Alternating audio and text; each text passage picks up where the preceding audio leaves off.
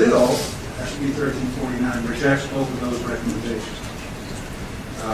Instead of waiting to determine what, if any, EPA rules ultimately are issued, and what costs ultimately must be incurred to apply, and instead of retaining the Commission's rate-making authority, the bill would not only freeze base rates, and those are the non-fuel, non-rider, as they're called, rates, until the conclusion of Dominion's 2022 biannual review, 8 years ago.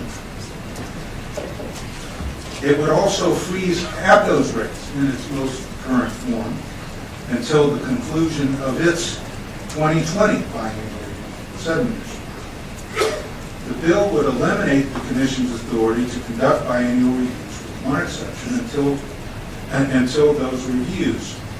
The exception is the 2015 biannual review, which would be sharply narrowed in a way that is likely to increase rates for customers. In its biennial reviews, the State Corporation Commission investigates most of the utilities' revenues and costs that get regulated. So far from preserving the Commission's rate-making authority, the bill would eliminate critical State Corporation Commission oversight of Dominion, and now, the latest version that I saw last night, Appalachian Power.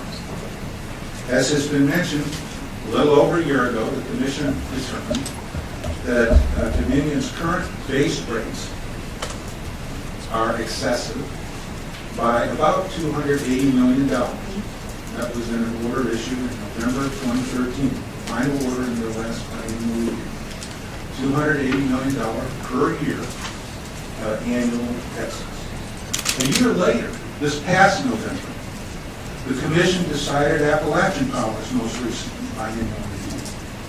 And in that case, Appalachian acknowledged in its application that its base rates are producing revenues that exceed its costs, plus what it considered to be a fair return.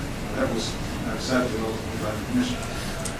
APCO acknowledged that its base rates are producing revenues that exceed its costs by $41.7 million per year. In the November order, the Commission approved adjustments that had the net effect of increasing that 41.7. Now, they didn't give us a number like they did with the Virginia Power case, the prior 208, but they did, on net, make findings that would have increased that 41.7. So this bill, coming back to where we are, would freeze current base rates for both utilities at an excessively high level. The Commission's authority to order refunds to customers of a portion of any excess earnings produced by these rates will be eliminated after the 2015 biannual review for Dominion and after enactment for APCO, and the authority would not resume until the conclusion of the 2022 biannual review for Virginia Power and the conclusion of the 2020 biannual review for APCO. At the same time, as has been pointed out, so we're freezing those base rates and we're not allowing them to be reviewed. At the same time, the bill allows the other rates, the rider-related rates and fuel rates, to be adjusted up or down, and for new riders to be approved to recover costs that qualify for rider treatment, such as the cost from the power plants, energy efficiency programs, and so forth. Eliminating or at least reducing the excess in these utilities' current rates could mitigate the impact of a Section 111D rule issued by the EPA. It gives you a bit of a cushion. Instead of mitigating, though, that potential adverse impact on customers of such costs, the bill compounds the problem by freezing rates at an excessively high level and thereby depriving customers of potential refunds and rate reductions that will mitigate that impact, and by depriving the Commission of critical oversight authority at the very time when that oversight is needed. Ironically, Dominion has promoted this bill as a consumer protection measure. And I was very interested in the exchange that Senator Saslaw had with Dan a little while ago. Because I asked the same question. We're in the stakeholder group. I said, have you modeled the customer rate impact of your proposal versus the rate impact of not adopting your proposal? In other words, tell me the effect of your proposal on customer rate. How much they go up, how much they go down. Because after all, this is being promoted as a benefit for customers. Now, this is really important here. We're talking about a lot of money here. They're claiming $2 billion in stranded costs. Going out some years up to 2022. This is serious business. What was the answer? When I asked that question? We haven't modeled it. We haven't modeled it. So to be, and that's why we have a state corporation commission to require an investigation of rates and costs and revenues.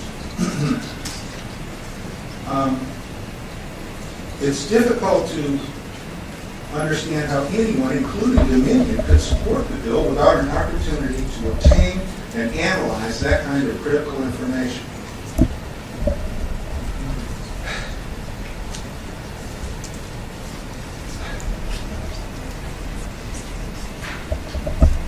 By allowing both utilities to escape these binding conclusions, the bill allows them to avoid commission findings about the extent to which their base rates are designed to produce revenues that exceed costs, including a fair return. Let me repeat that. By allowing both utilities to escape biannual reviews, the bill allows both utilities to avoid XCC findings about the extent to which the base rates are designed to produce revenues that exceed the related cost plus a fair return. I can certainly understand why Dominion would want to do that. In the case that I was talking about, the most recent biennial review, Dominion fought fiercely against any finding. They just didn't want it, and I can understand why.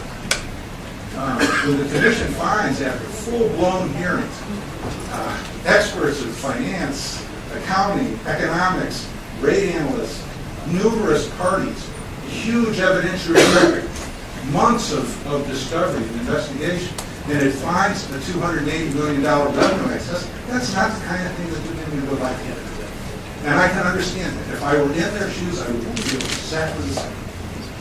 But at a time when costs may very well increase because of these EPA, this is not the time to blind the state corporation commission. This is the time when we should be really mindful of the uncertainties and the cost impacts of what we're doing. Thank you.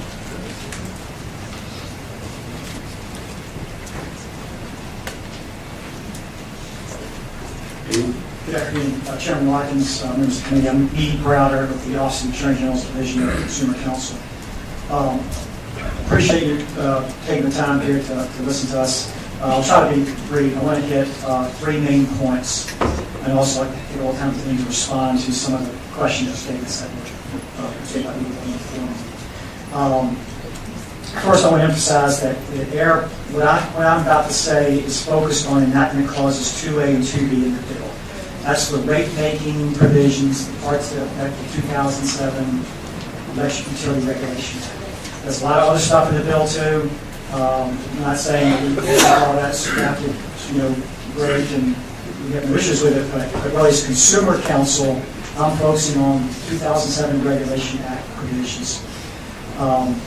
Some of you may recall back in 2007, I was with the Attorney General's Office working with the Chief Deputy Bill Nims at the time in trying to bring some balance to the Regulation Act. I think we got some balance in it. Unfortunately, I think this one lines a lot of that balance. In 2007, we were coming at the rate exactly like this one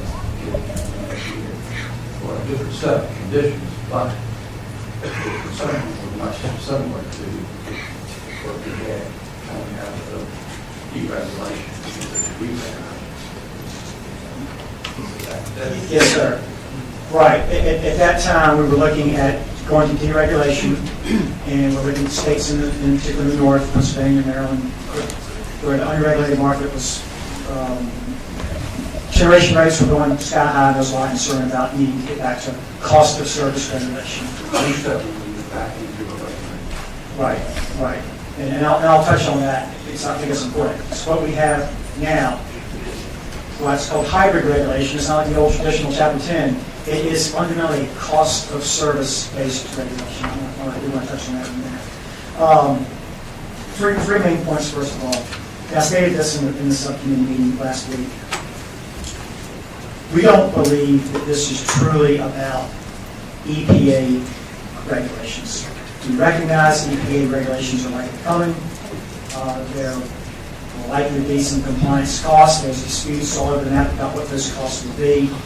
But I want to point to one thing with respect to this. You don't take my word for it. What is the motivation of this legislation with respect to enactment clauses 2A and 2B? In November, UBS, that's the large investment firm, Wall Street or international firm that puts out these research reports. And they put out a report in November. This is 5 months after the EPA regulations were on the street. 1 month before the comments were being they put out a research report on Dominion Resources. In one passage here that has nothing about EPA regulations, and they had an update on long-term outlook would necessarily involve view of that code. And a summary here about the 2015 biennial review, the references to the 2014 legislation with respect to the Northtown nuclear costs that are going to be accelerated, recognizing that rate case. And because of that, it says there'll be no chance of a base rate change in this next review. And it says, well, that code has earnings certainty for the investment horizon. We could look to cement even more. I want to read the next statement. We believe management may be looking to proactively address its VEPCO biennial review process again to minimize over-earnings risk. Further legislation to adjust the mechanism process could minimize risk of an over-earnings in out to the 2019 period. If successful, last sentence, appreciate bearing with me. If successful, this could cement the company's comfort in raising growth projections through the period that includes potential reset. I read that only again to show a third party saying that there's nothing about EPA regulations in that statement. It's about protecting the earnings. So next point, why does that matter? We care a lot about rate stability. If the company has good earnings, that's fine. We want to help the utility. The base rates are stable. That on the surface appears to be good. But the Regulation Act of 2007 is specifically designed to allow a utility to go for a period of time with earnings that may be above the normal fairly return, cost of service and fairly return, with rate refunds coming back. And that's what has happened in Dominion cases when they were over earnings. The Commission credited refunds back to customers. In 2 of the 3 cases after the Regulation Act, there have been a total of $800 million coming back to ratepayers. That opportunity will be eliminated with the rate freeze, with the base rate freeze. Now, with respect to APCO that's now in the bill, if APCO's rates, if there were legislation to freeze APCO rates 5 or 10 years ago, that would be a good thing for the ratepayers. Probably wouldn't be a good thing for APCO because they did have some upward pressure on their costs.